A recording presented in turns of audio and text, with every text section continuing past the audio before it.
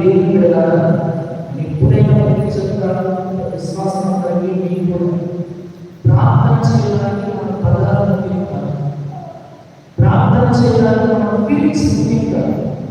మనలో విశ్వాసం ఉంటే, మనలో ఉండేటువంటి విశ్వాసం ఉంటే ఒక చిన్న మార్చాలు, ఒక చిన్న పరచాలు దేవా ఈ కుటుంబం బాగుండాలని ఇష్టంగా మంచి విశ్వాసంతో ప్రార్థన చేస్తే చాలు గొప్ప అద్భుతాలు జరుగుతుంది.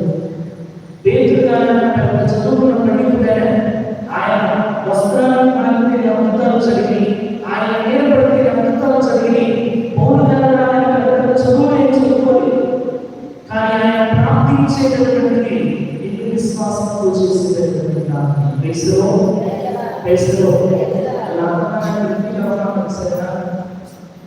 ఇప్పుడు ప్రార్థన చేయకపోతే చేస్తారు.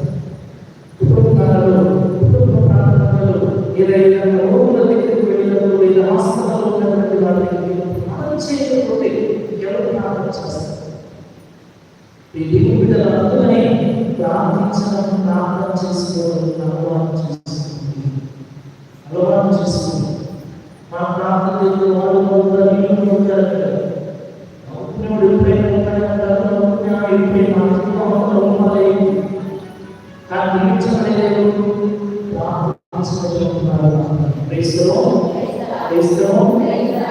చెల్లేస్తుంది ప్రార్థన చేసేస్తుంది. సరేనా?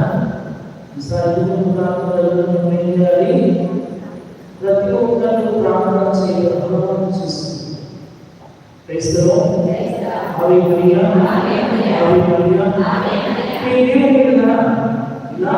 ప్రార్థన చేయడం అలవాటు చేసుకున్నప్పుడు లాగా తోటి వాళ్ళు వస్తున్న ప్రార్థన చేయడం నిజమైనటువంటి ప్రార్థన చేయడం నేర్చుకోకపోతే మనం పక్కనే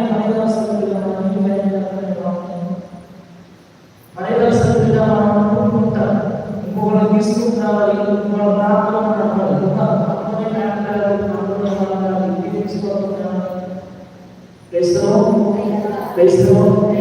అందుకని మీరు యూనిట్గా మీకోసం, మీ కుటుంబాల కోసం, మీ దృష్టిల కోసం, మీ వీర్యాల కోసం, విచారణ కోసం, గురువుల కోసం, ఉపదేశాల కోసం, సంతపెట్టల కోసం, అవసరంలో ఉన్నటువంటి ప్రతి వ్యక్తి కోసం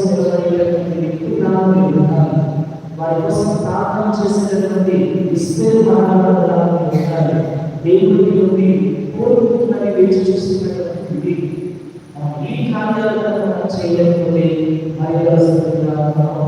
ఇప్పటికీ కూడా నిజమైనటువంటి దృష్టిలో ఏమో ఉంటాయి, పేరు మాత్రం పేర్లు ఉంటాయి. నేను కూడా మహిళలు చదువుతాను, నేను కూడా మహిళలు చదువుతాను.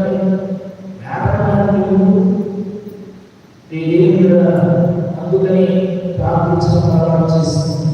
తోటి వారి కోసం సహాయం చేయడం అలవాటు చేసుకుంటాం. దేవుని అందరినీ దీవించి ఆశీర్వదించి